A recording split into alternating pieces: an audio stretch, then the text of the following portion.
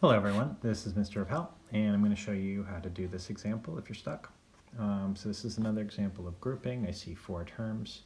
So again, I'm going to split it down the middle. I'm going to look for a GCF of those two terms. The 7 and 2 don't have a common factor, but I do see 3 x's in the first term, 2 in the second, so I can factor out 2 x's or an x squared, which leaves me with the 7 and 1x in the first term, leaves me with a plus 2 in the second term, and I took out both x's, the x squared, so that's gone.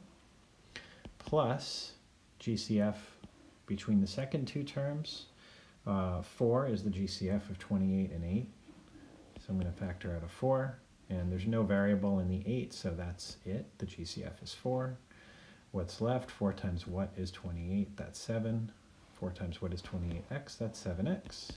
Plus 4 times what is 8? That's 2.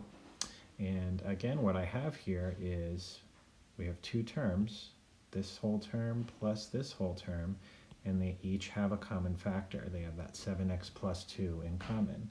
And so I can factor out the 7x plus 2 term, which is like one big part of it because it's in parentheses.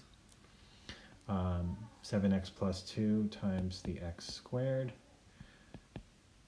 plus the 4, which is left over in the second part. And that is our answer. That's all for now. Thanks.